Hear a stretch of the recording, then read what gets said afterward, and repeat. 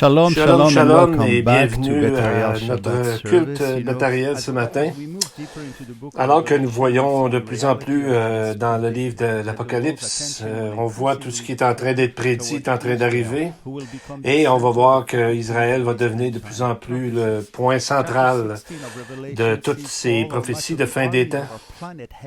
Chapitre 16 de l'Apocalypse, on voit la plupart des armées du monde s'attaquer à Israël dans la vallée d'Armageddon pour la bataille finale. Dans notre étude aujourd'hui, au chapitre 8, on va voir une de ces armées qu'on dit qui vient du soleil levant, une armée c'est impossible à avoir le chiffre, mais on parle de 200 millions de soldats qui s'en vont directement vers Israël. Beaucoup de choses qu'on parle pendant la pandémie, tout ça, mais il y a des choses qui se passent derrière la scène, en coulisses, qu'on ne sait pas beaucoup, qu'on ne parle pas beaucoup. Et une des choses qu'on voit de plus, c'est l'antisémitisme. Les gens deviennent de plus en plus contre les Juifs. Et même, ils ont même commencé à accuser les Juifs d'avoir créé la pandémie de COVID-19. Même l'Iran, d'autres pays aussi, ont dit qu'ils ont fait sortir des théories de conspiration pour dire que c'est les Juifs qui ont créé le problème de la COVID pour avoir plus de profit et avec le chaos qui va suivre. Le rapport dit qu'il y a de plus en plus d'attaques contre les Juifs eux-mêmes et contre des sites juifs et à travers le monde entier et que ça devrait arriver encore en 2021. Donc, ça va être un grand défi, un danger pour les communautés juives à travers le monde. Je vous montre une image qui a été faite le 15 mars dernier. On appelle ça, dans le fond, le cheval de Troie pour les globalistes parmi les Juifs, donc d'entrer le coronavirus pour créer le chaos dans le monde. Donc, on voit l'image les gens semblent se moquer de cette pandémie. Et c'est quelque chose qui a déjà été vu durant la peste bubonique, où on appelait ça aussi la mort noire. Dans les années 1348 à 1351, qui a tué 25 millions de gens. Les Juifs ont été accusés de mettre du poison dans les puits, dans l'eau, et etc., dans leurs voisins, chez leurs voisins. Donc, il y a eu plusieurs attaques violentes contre eux à ce moment-là. Donc, on voit qu'ils ont même brûlé vivants dans leurs maisons, etc. C'est des choses qui sont arrivées. Même sans avoir le livre de l'Apocalypse comme base, le service d'information de la diaspora des affaires d'Israël a dit que de plus en plus en 2021, on devrait s'attendre à des attaques en hausse contre les Juifs et contre les sites et des choses qui ont rapport avec les Juifs. Juste le mercredi dernier, le 27 janvier, il y a eu une commémoration de l'Holocauste. Cette journée-là, on fait toujours une commémoration. Et ils ont dit, l'association des Juifs de l'Europe a dit que c'était un des périodes les plus sombres de l'histoire. Mais à travers ça, on voit à travers les prophètes ce qu'ils ont dit, le prophète Joël et Daniel, et même Jésus lui-même en a parlé. Daniel 12 nous dit, « Et ce sera une époque de détresse, telle qu'il n'y en a jamais eu de semblable depuis que les nations existent jusqu'à cette époque. En ce temps-là, tous ceux de ton peuple qui seront trouvés inscrits dans le livre seront sauvés. » Donc, on voit que Jésus reprend presque le même verbatim, le même texte. Dans Matthieu 24, 30, Jésus dit ceci. « Alors le signe du Fils de l'homme paraîtra dans le ciel. Toutes les tribus de la terre se lamenteront et elles verront le Fils de l'homme venant sur les nuées du ciel avec une puissance et une grande gloire. » Donc, on va étudier aujourd'hui le chapitre 8 et c'est probablement parmi les passages les plus difficiles à lire dans la Bible. On veut amener notre attention sur les derniers mots de la prophétie de Jésus de Daniel, disant que tous ceux de ton peuple qui seront dans le livre seront sauvés. Donc, plusieurs vont venir à la connaissance du Messie pour leur salut, parce que c'est le but premier de tous ces détails qu'on voit aujourd'hui. Maintenant, pour une note plus joyeuse, la semaine dernière, ils ont trouvé une découverte archéologique très intéressante dans le sud d'Israël, dans le parc Tinma, ça s'appelle, juste nord de Eilat. Ils ont trouvé un morceau de tissu qui leur fait penser que ça existait dans 3000 ans environ, donc au temps de roi David. Qu'est-ce qui met ça de très significatif de ça? C'est que on a trouvé que c'est quelque chose, une couleur de la royauté. C'est vraiment un morceau microscopique qu'on voit ici en haut à gauche. Il croit que ce textile avait dû être porté par David et même Salomon lui-même. La couleur pourpre est appelée argaman ou le pourpre tyrien, qui était créé par une teinture avec un immense nombre d'escargots et pour arriver à une telle couleur. Et donc on voit que c'est une façon qui arrive que la vie vient de la Bible vient à nous montrer et on peut voir une belle chose qui était là, 3000 ans. Alors, nous allons prendre les enfants comme à notre habitude et prier pour eux. Prenez-les avec vous et on va prier ensemble pour eux. Que son nom soit béni, que son royaume vienne rapidement, lui qui règne pour toujours et pour l'éternité. Seigneur, on se met ensemble, toute une seule communauté pour prier pour nos enfants, pour de grandes bénédictions, pour une protection pour chacun d'entre eux. Et Seigneur, comme parents, nous, on s'en fait toujours pour leur sécurité, pour leur santé et leurs conditions spirituelles, mais on prend un réconfort dans toi et dans tes promesses qui a dit qu'il serait là pour eux, pour les protéger, Seigneur. Alors nous prions qu'ils développent une perspective éternelle et un but de voir vraiment la vie à travers toi et se confier réellement à toi, parce qu'en toi est la paix et l'amour. Beshem Yeshua HaMashiach. Amen, Amen. Alors ouvrons nos Bibles au chapitre 8 de l'Apocalypse. Un beau chapitre. Alors qu'on va voir des descriptions de toutes les calamités qui vont tomber sur la planète à travers les 7 trompettes, il y a une touche de grâce que nous allons voir dans ce texte. Et on avait commencé à en parler la semaine dernière. Le premier verset de ce chapitre parle d'une prière silencieuse dans le ciel.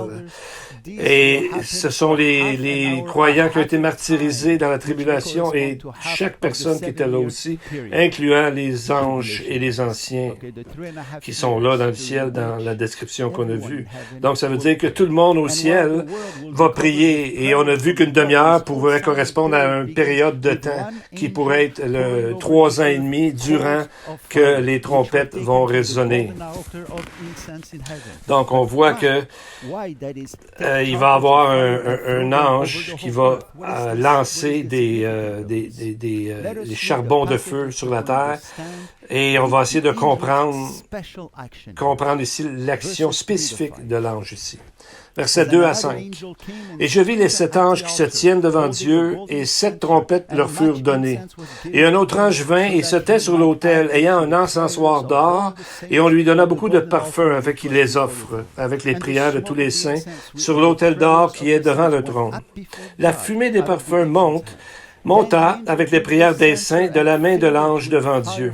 Et l'ange prit l'encensoir, le remplit du feu de l'autel et le lança sur la terre. Et il y eut des voix, des coups de tonnerre, des éclairs et un tremblement de terre. Donc on voit qu'alors que Jean voit l'ange qui va lancer sur la terre, on voit qu'il y a quelque chose qui arrive juste avant, c'est que l'ange prend ce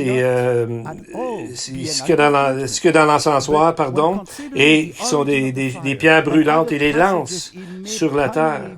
Donc, ça a l'air d'un acte de jugement, mais premièrement, on va regarder les textes que c'est un acte d'avertissement et même de sanctification qui va être sur la terre juste avant les jugements tombent lors des 7 trompettes qui vont résonner. Mais donc, ça va avec l'idée des prières qui sont là pour tout le monde entier. La première fois qu'on entend parler, pas la première fois, mais un parallèle qu'on trouve, c'est l'autel d'or dans le livre d'Ésaïe, quand le prophète a été appelé, a eu son appel, et il entend les anges qui disent « Saint, Saint, Saint est l'Éternel, Dieu des armées, la terre entière est remplie de sa gloire. » Et c'est ce que Ésaïe voit quand il voit les séraphins alentour du trône de Dieu. Et voici ce qu'il dit. « Malheur à moi, je suis perdu, car je suis un homme dont les lèvres sont impures. J'habite au milieu d'un peuple dont les lèvres sont impures, et mes yeux ont vu le roi, l'Éternel des armées. » Mais l'un des séraphins vola vers moi, tenant à la main une pierre ardente. C'est le même mot ici. Une pierre ardente qu'il avait prise sur l'autel avec des pincettes. Il en toucha ma bouche et dit, « Ceci a touché tes lèvres. Ton iniquité est enlevée et ton péché est expié. » Donc, on voit qu'en même temps que Ésaïe reconnaît sa condition totale de pécheur et il ne sait pas trop quoi faire parce qu'il voit la grande sainteté de Dieu, il confesse ses péchés et on voit tout de suite un séraphin qui arrive avec une pierre ardente qui touche ses lèvres et pour le purifier et le sanctifier. Et à ce moment-là, Ésaïe est prêt à aller à répondre à l'appel de Dieu. Mais à quel endroit qu'il a pris cette pierre ardente? Directement de l'autel. Le même autel qu'on voit dans l'Apocalypse, l'autel d'or de l'encens qui symbolise les prières des saints. Donc, c'est le même but ici pour sanctifier, pour préparer la purification dans les cœurs des gens qui vont venir à accepter le Seigneur à travers les jugements. Donc, c'est Dieu. C'est pour ça qu'il prend le temps, même si c'est très court, le 7 ans, mais Dieu quand même fait ça pour que les gens en viennent à se tourner vers lui et d'être purifiés, d'être sanctifiés. Et on va voir un mot qui va nous montrer un peu la scène. Donc, on voit dans Apocalypse 8, quand Ésaïe dit « Malheur à moi, je suis ruiné, je suis défait », c'est le même mot qui veut dire être tranquille. Il dit « Je suis perdu, je suis un homme dont les lèvres sont impures ». La sainteté de Dieu l'amenait à réaliser et d'être tranquille, d'être seul, de voir la grande sainteté de Dieu. Et c'est à ce moment-là qu'on voit notre petitesse. Et c'est à ce moment-là qu'on est dans complètement devant Dieu. On ne sait pas trop comment agir, comment faire, mais quand on se confesse, c'est que Dieu, à ce moment-là, nous purifie et nous sanctifie. Mais ce qui est important ici, à regarder ici, c'est que le mot iniquité et péché sont au singulier. Donc, c'est comme si tous les péchés, toutes les iniquités venaient à un seul choix, finalement. Donc, quand on se repent de tout, nos péchés et nos erreurs et nos problèmes. On voit dans les Proverbes, et Paul le reprit dans le texte des Romains. Les 2 versets sont dans Proverbes 25-22 et Romains 12-20. Qui est dit, « Si ton ennemi a faim, donne-lui du pain à manger. S'il a soif, donne-lui de l'eau à boire. Car ce sont des charbons ardents que tu amasses sur sa tête, et l'Éternel te récompensera. » Des fois, on pense que ça, c'est un jugement. Mais en fait, d'amasser des charbons ardents, c'est pas pour ajouter à sa punition, mais pour bénir la personne et le sanctifier. Et c'est de la façon comme Jésus nous a dit d'aimer nos amis. Donc, Et dans les proverbes, l'Esprit y rajoute ceci. Et alors, l'Éternel te récompensera. Le verset se termine comme ça.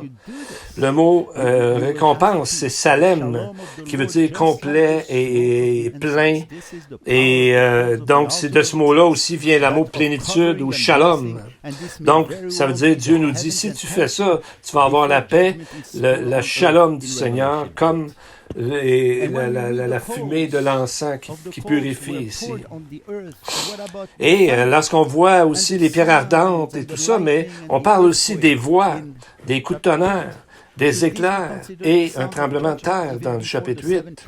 Est-ce que c'est pas des jugements dont on parle ici? Et n'oubliez pas que c'est ce que Jean aussi a entendu la première fois qu'il est venu et il a vu le trône de Dieu. Il y avait des couleurs très belles, pacifiques, tranquilles. Il y avait la couleur de jaspe et de sarde. Et il y avait l'arc-en-ciel autour du trône. Donc, c'est pas toujours quelque chose de jugement de voir les éclairs et le tonnerre. On voit dans Apocalypse 4:5, du trône sortent des éclairs, des voix et des coups de tonnerre. Les mêmes mots que ici dans le chapitre 8. Dont on voit. Et ceci ressemble beaucoup à ce que les Israélites ont vu lorsque Dieu a descendu sur la montagne du Sinaï. Quand Dieu a visité Israël dans Exode 19-18, nous lisons « L'Éternel y était descendu au milieu du feu. Cette fumée s'élevait comme la fumée d'une fournaise, et toute la montagne tremblait avec violence. » Et avec ça, il y avait le son de la trompette qui allait de plus en plus fort, de plus en plus fort.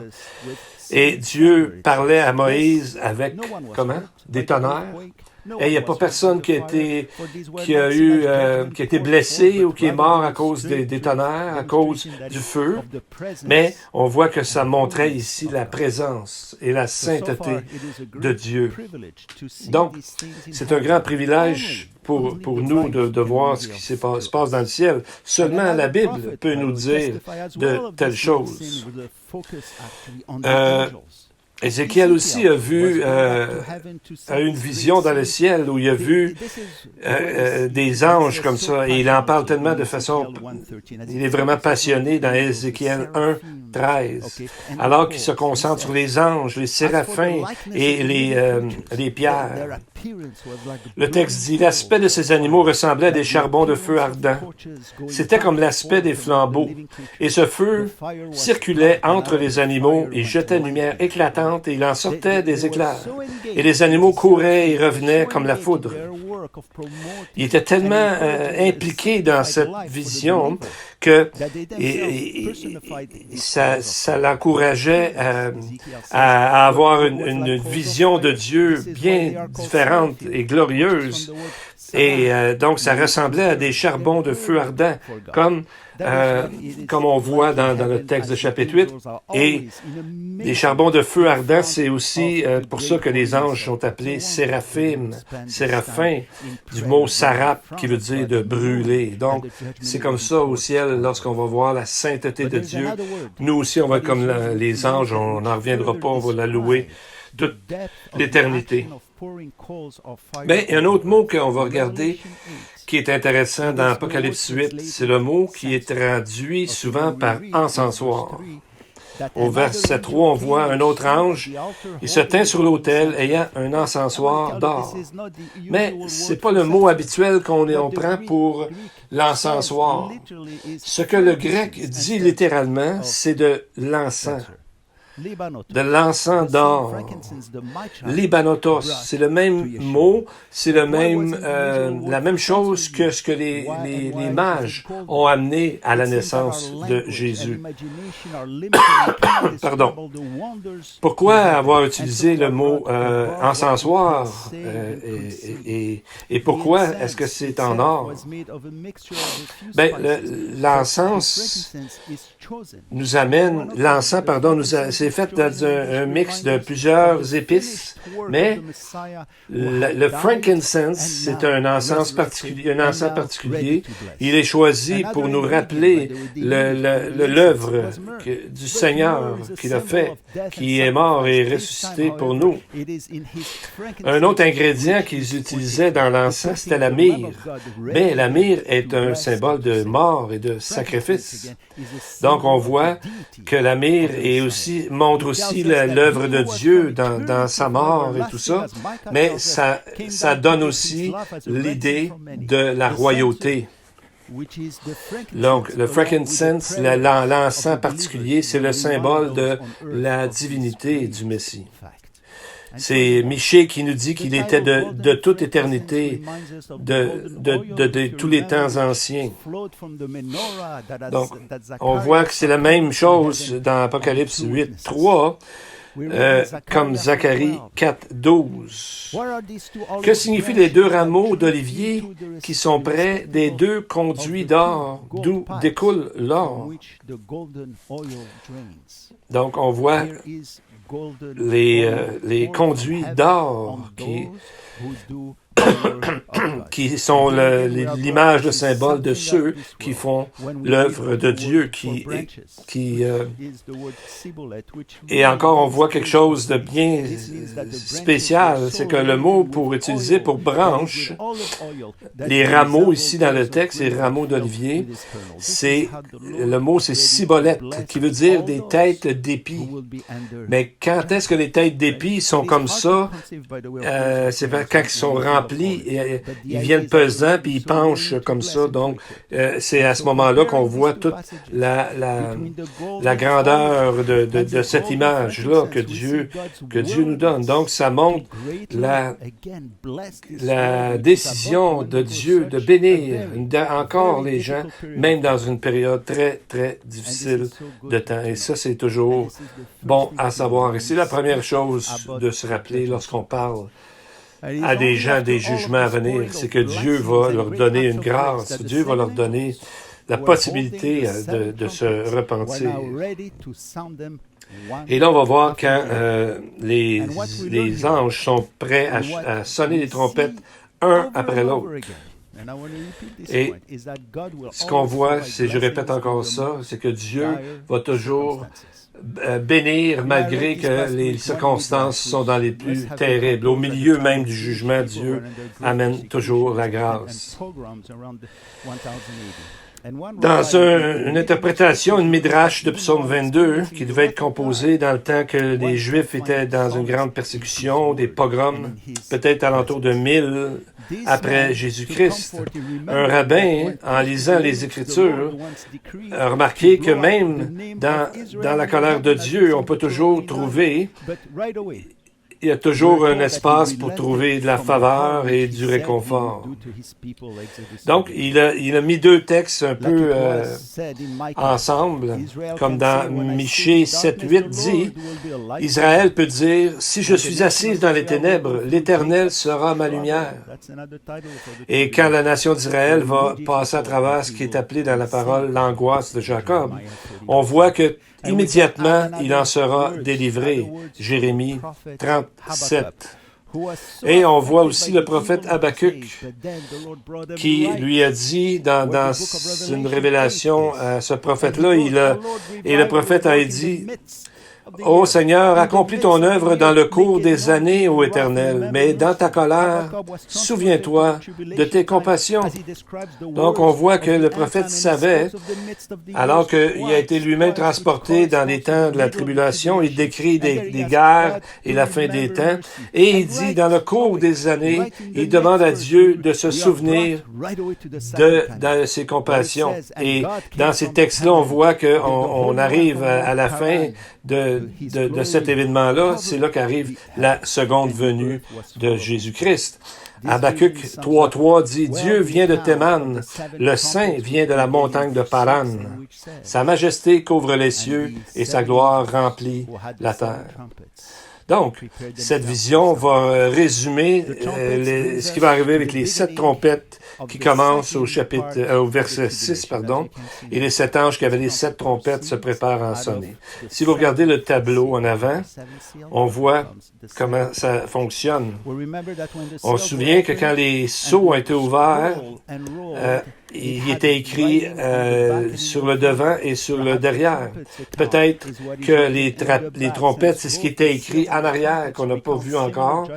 Et on peut dire ça parce que les sceaux et les trompettes parlent des jugements similaires et la chronologie est semblable, même si on doit remarquer que les trompettes sont des punitions plus graves, plus grandes, plus profondes, si on veut. Là. Donc, on voit que chacun a vu une partie. C'est comme quand on a un événement qui se passe en cours, il y a des témoins. On a plusieurs témoins qui ont vu chacun une partie de l'événement comme tel. Donc, on voit que c'est un peu comme ça dans les témoignages des différents prophètes. Les sceaux présentent les 7 ans au complet. Les premiers 4 trompettes présentent l'histoire des premiers 3 ans et demi, alors que les trompettes 5, 6 et 7 se concentrent sur les derniers 5 mois. Un temps qui est mentionné 2 fois dans le chapitre 8, alors que la 5e, la 6e, la 7e sont aussi identifiés comme les 3 malheurs. Il y a 3 endroits où il est dit malheur. Cette colère des 3 malheurs sera extrêmement intense et sera divisée en 7 coupes qui encore semblent avoir le focus premièrement sur les derniers 5 mois de la colère. Pour le moment, on va regarder les 4 premières trompettes. Encore là, comme pour les sceaux, on peut les diviser en 4 plus 3. Ici encore, comme avec les sceaux, il y avait 4 cavaliers et les 3 derniers sceaux. Ici encore, nous avons 4 trompettes et plus tard, on voit que les 3 dernières trompettes correspondent aux 3 derniers malheurs. Malédictions, qu'on pourrait dire, aussi aux 3 dernières malédictions. Donc, la nature des 4 premières trompettes est unique. Pourquoi? C'est que ça se concentre, ce jugement-là, sur la nature. Alors, on peut se demander pourquoi que ça arrive à la Terre. Donc, au début, on parlait d'un quart de quelque chose, mais là, on voit toujours que c'est 1/3 de choses qui vont subir le jugement. Si on les compte, il y a 13 1/3 dans ce texte-là. Donc, encore, ça confirme que le Seigneur est présent avant le jugement, pendant le jugement et après le jugement, et il décide qu'il va y avoir juste 1/3 et pas plus. Toujours avec l'espérance que plusieurs vont réaliser que, au milieu de la colère, Dieu est là pour les attendre et peut-être peuvent se tourner vers Dieu pour leur salut. On va résumer un peu les jugements des 4 premières trompettes ici qu'on voit en avant. Ça a affecté 1/3 de les arbres, la mer, la vie marine, les bateaux, les rivières, les eaux fraîches, les eaux potables, le soleil, la lune, les étoiles, le jour et la nuit. Et 2 fois, il nous est dit la destruction d'1/3 de l'humanité, mais pas plus. Donc, on voit que c'est surtout par le feu que ces choses-là arrivent. On lit que 1/3 des arbres ont été brûlés et toute l'herbe a été brûlée. On voit une montagne brûlante en feu et aussi une grande étoile qui brûlait comme une torche qui tombe dans la mer. Donc, on voit que ça a l'air de feu on dirait que c'est des bombes que les hommes se sont faites eux-mêmes. Donc, c'est pas possible parce qu'il y a toute la guerre qu'il y a, il va y avoir des bombes. Premièrement, on voit ce qui arrive ici, c'est que le texte nous dit que tout le premier ange sonna de la trompette et un tiers de la terre a été brûlé, un tiers des arbres. Le deuxième ange sonnait de la trompette et comme une grande montagne a brûlé et tombé dans la mer. Et la mer devint comme du sang. Vous savez, quand on lit ça, qu'est-ce qu'on voit? On a envie de courir et d'aller à Jésus. Mais on peut se demander pourquoi ça tombe tout sur la nature. Vraiment, on peut voir que ça attaque les nécessités de base pour l'homme. Les arbres produisent de quoi pour faire de la nourriture. Le gazon, l'herbe verte, pour aussi donne à manger au bétail qui viennent aussi de nourrir l'homme. Et la vie dans la mer, tous les poissons, ils vont seulement rester deux tiers de la mer parce qu'un tiers va être détruit. Donc, ça nous rappelle un peu le deuxième et troisième sceau qui parlait de guerre et de famine. Donc, on voit qu'à ce moment dans la tribulation, l'Antichrist, qui a essayé pendant les 3 premières années à mettre tout le monde de son côté, s'aperçoit que pas tout le monde est de son côté. Donc, son royaume est utopique et est en train de tomber. Alors là, c'est là qu'il se révèle comme étant vraiment de la violence, parce qu'il est en train de perdre. Et c'est là qu'il va amener l'idée de la marque que pour faire commerce, d'arriver avec la marque de la bête, de nombre 666, pour que tout le monde, obliger tout le monde à être de son côté. Donc, pour acheter les nécessités de base, ça va prendre de l'argent, ça va prendre ce système-là. Maintenant, on va regarder l'autre trompette. Un tiers des bateaux a été détruit au verset 9. À ce moment-là, dans le temps où Jean écrit, il n'y avait pas d'avion, de train, etc. Et ce qu'il y avait, c'est des bateaux. Donc, on voit l'économie, alors qu'il est en train de perdre toute pouvoir sur l'économie, un peu comme le coronavirus nous fait présentement. On voit que le diable est vraiment pas content. L'Antichrist voit que ça marche pas comme il voulait. Et on voit que c'est le système économique. On va voir ici qu'est-ce qu'elle est leur réaction. Apocalypse 18, verset 19. Ils jetaient de la poussière sur leur tête, ils pleuraient dans le deuil et criaient « Malheur, malheur ». La grande ville où se sont enrichis par son opulence tous ceux qui ont des navires sur la mer. En une seule heure, elle a été détruite. Cette heure complète peut être la période complète des 7 ans de tribulation, une période de temps, comme on a déjà vu, qui va voir au début une croissance économique, mais ensuite qui s'écrase totalement, qui s'effondre. Et c'est là qu'on voit, c'est ce qu'il veut, il dit ici que le système économique est tombé. Et tous les bateaux ne pouvaient rien faire, ne pouvaient pas vendre leurs marchandises. Donc, c'est pas seulement sur l'homme que le jugement est déposé, est envoyé, c'est contre la terre. Pourquoi? Bien, Dieu avait fait une alliance éternelle, perpétuelle, dans Genèse 9:6 ou 9:16, il faudrait vérifier.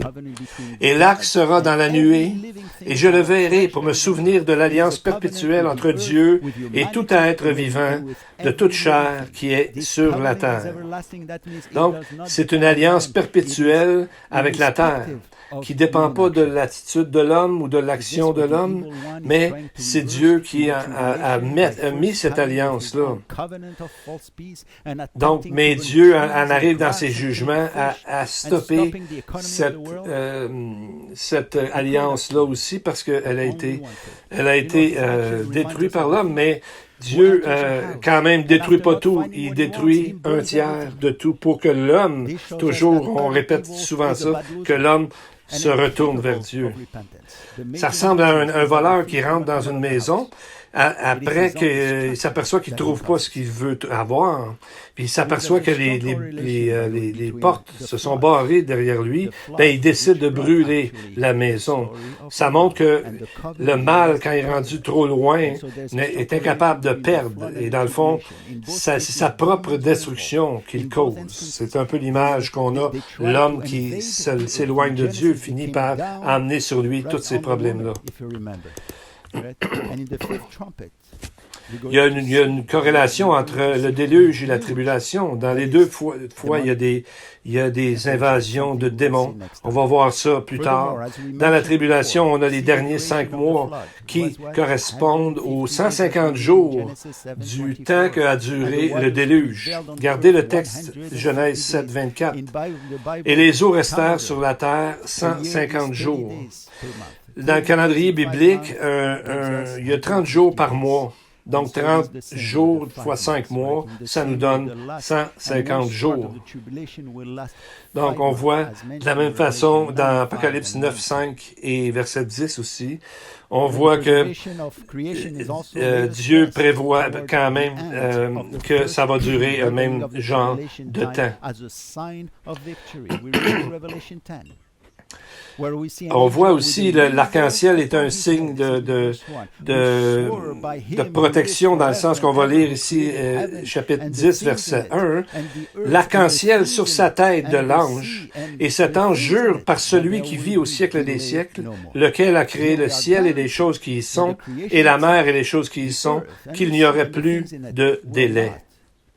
Donc on voit que c'est la garantie que toute la création de Dieu, toute l'alliance ne sera pas détruite complètement, mais il va être gardé les 2 tiers. Dans les Saintes Écritures, les gens qui ont brisé l'alliance, ce sont ceux qui ont brisé l'alliance avec Dieu pour suivre le diable, pour suivre de fausses doctrines, pour suivre le mensonge. Ésaïe 24, 5 nous parle un peu de la même façon. « Et la terre est souillée par ceux qui l'habitent, car ils ont transgressé les lois, changé le statut, brisé l'alliance éternelle. » Donc, on voit que l'homme s'est mal occupé de la mission que Dieu avait donnée de s'occuper de la terre. Donc, c'est l'homme qui a brisé l'alliance éternelle. C'est la responsabilité. Ce qu'on appelle l'alliance permanente a été compris par un rabbin, Ibn Ezra, sur son commentaire d'Ésaïe, qui disait que ça contient l'ordre naturel des choses. C'est comme une alliance avec l'univers. Paul nous en a parlé dans Romains 8, 21 de la souffrance de la création. Il dit, la création elle-même aussi sera affranchie de la servitude de la corruption pour jouir de la liberté, de la gloire des enfants de Dieu. Car nous savons que toute la création ensemble soupire et est en travail comme pour l'accouchement jusqu'à maintenant. Donc on voit la création comme elle est rendue maintenant, elle était vraiment dans un état triste. Les animaux se mangent un l'autre, ils vivent tous dans la peur, l'homme est en train de tout détruire, mais il va y avoir un jour, on voit dans la prophétie, dans Ésaïe 65, je crois que c'est le verset 25, le loup et l'agneau paîtront ensemble, le lion mangera de la paille comme le bœuf. Donc on voit bientôt, tous les animaux ne seront pas carnivores, ne se mangeront pas un l'autre, mais ils deviendront tous végétariens comme comme c'était le cas avant la chute de l'homme.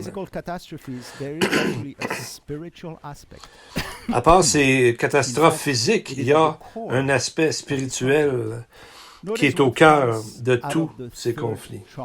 Notez ce qui sort de la 3e trompette.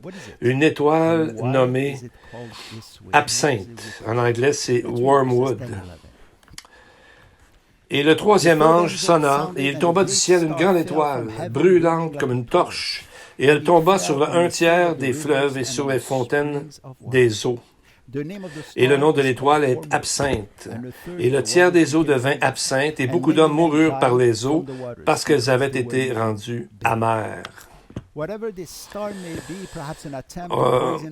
ne sait pas si c'est un autre pays qui a essayé d'empoisonner un autre pays en faisant tomber ça dans la mer pour empoisonner l'eau. On ne le sait pas exactement, mais on voit qu'est-ce que ça montre le cœur du problème. Parce que le mot wormwood ou absinthe qu'on a dans la Bible, ça représente le cœur du problème. Ça représente l'idolâtrie, de s'éloigner de Dieu avec des faux enseignements, des fausses prophéties.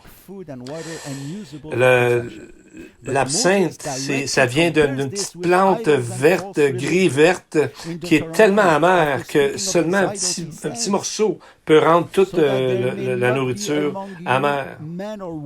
On voit ce texte dans Deutéronome 29, 18, où Dieu dit par rapport aux idoles, « De peur qu'il n'y ait parmi vous homme ou femme ou famille ou tribu, dont le cœur se détourne aujourd'hui d'avec l'Éternel, notre Dieu, pour aller servir les dieux de ces nations, de peur qu'il n'y ait parmi vous une racine qui produise du poison ou de l'absinthe. » Donc on voit, ça parle d'absinthe. C'est une herbe qui empoisonne les autres, qui est trop amère pour être vraiment mangeable comme il faut. Et ce mot désigne en hébreu le venin des serpents venimeux. On voit dans Jérémie 23, 15, Dieu leur dit, « Voici, je leur fais manger de l'absinthe et je leur fais boire de l'eau de fiel, car c'est par les prophètes de Jérusalem que l'impiété s'est répandue dans tout le pays. » Donc, il parle ici dans l'idolâtrie et les fausses prophéties. Donc, Dieu dit qu'il va les punir, faire manger de l'absinthe. Il y a une légende qui dit, c'est quoi l'origine? C'est que cette plante s'est mise à pousser alors que le serpent commençait à marcher sur son ventre à travers, pour s'en aller à travers le paradis. C'est juste une image, mais ça donne un peu un exemple. Il y a l'auteur C.S. Lewis, qui est bien connu en anglais, qui a plusieurs livres ont été traduits. Je ne sais pas si celui-là l'a été, qui s'appelle The Screwtape Letters. C'est les lettres à Screwtape, qui est un jeune démon. Et c'est son oncle qui lui donne des conseils sur la subtilité et les techniques pour tenter les gens. Son but, lui dit-il, c'est pas l'iniquité comme telle, mais l'indifférence. Ça commence par là. Donc, Satan dit à son neveu de garder son patient, la personne qui est tentée, confortable à tout prix. Il ne faut pas qu'il s'occupe de rien qui a de l'importance. Il faut qu'au moment qu'il commence à réfléchir à sa condition personnelle, il se mette à penser à son lunch ou que quelqu'un le dérange. Alors, le diable dit, toi, moi je vais m'arranger pour qu'il y ait toujours des gens méchants. Ton travail, mon neveu, mon cher Wormwood, mon cher démon qui est en train d'apprendre, c'est de m'amener avec des gens, de m'amener des gens qui s'en foutent, que ça ne les dérange pas. Et le diable dit, moi je vais m'occuper du reste. Donc, c'est comme ça que la fausse doctrine, l'idolâtrie rentre dans nos cœurs et finalement, c'est quand on s'en fout. Ça ne nous dérange pas. On n'est pas très chaud pour le Seigneur et on laisse rentrer n'importe quoi. Donc, on voit la principale but du Seigneur, c'est que les gens se tournent vers lui. Il veut vraiment que les gens se tournent. C'est ça sa priorité. Avant toutes les prophéties, il y a la priorité, c'est que Dieu veut que tous soient sauvés, mais ils ont le choix à faire. Donc, on voit que quand Dieu envoie cet encensoir d'or avec des pierres ardentes, c'est les mêmes pierres ardentes qu'on a vues qui ont purifié le prophète Isaïe. Donc, on va voir même plus tard qu'il va y avoir le diable qui va être en grande colère, mais Dieu va les protéger à ce moment-là. On va voir ça dans Apocalypse 12. Je veux terminer par un merveilleux psaume de protection que David a écrit, qui était complètement encerclé d'ennemis, mais il gardait vers Dieu pour trouver sa protection. Psaume 18, David dit, « Je t'aime, ô Éternel, ma force, Éternel, mon rocher, mon lieu fort, celui qui me délivre, mon Dieu, ma forteresse en qui je me confie, mon bouclier et la corne de mon salut, ma haute retraite. » À vous compter combien qu'il y a d'items qu'il y a dans la protection? Il y en a 7. Le nombre parfait pour une défense complète. Et David utilise des termes militaires ici. Il parle de sa force. Ezek, ça parle d'être fort mentalement et physiquement. Parce que Dieu va avoir des soldats en forme et dans le sens de qui lui obéissent. L'autre, c'est mon rocher. C'est là, c'est un rocher. Très grosse, très gros montagne, un pétra que personne peut bouger, qui pourrait nous faire mal. L'autre, c'est la forteresse, c'est un endroit de sécurité, Metzuda, qui on a le mot Masada avec la grande forteresse qu'il y avait en Israël. Il l'appelle aussi celui qui me délivre, Palat. Le mot en hébreu veut dire d'être sauvé, ou de se sauver, ou de passer à travers. Donc, c'est que Dieu nous aide à passer à travers le danger, en même temps qu'il nous donne la force et la puissance d'aller plus loin. Il est mon bouclier. Bouclier, c'est le mot magen, qui veut dire de défendre, de mettre un bouclier. Sixièmement, la corne du salut. La corne, c'est Yessar, du mot Yassar, et qui vient qu'à donner le nom Yeshua, Jésus, qui est salut. Donc, non seulement on est protégé, mais on est là avec lui. Ma haute retraite, Misgab, veut dire non seulement un refuge, mais c'est un endroit inaccessible, tellement c'est haut, comme un petit enfant que son père prend dans ses bras et qui garde. Prions, je vais prier une ancienne prière. Seigneur, nous voulons te louer. Tu es béni et tu dois être béni car personne n'est comme toi. Tu es grand en sainteté. Et tu fais des choses merveilleuses. Béni sois-tu, ô Dieu, notre Dieu, celui de nos pères, Dieu d'Abraham, de Jacob, le Dieu qui est très grand, tout-puissant, et loué, le Dieu le très haut, le Dieu des cieux et de la terre, notre souverain sacrificateur, notre bouclier et le bouclier de nos pères. Béni sois-tu, Seigneur, car tu es le refuge d'Abraham, et tu as été pour nous dans notre vie, et tu es tellement aimant et patient que tu veux que tous soient sauvés, et nous voulons te remercier pour ça au nom de celui qui est assis à ta droite, Jésus, notre Messie, et au nom du Seigneur, nous voulons vous bénir et vous dire une bonne journée aujourd'hui et à bientôt. Amen. Amen.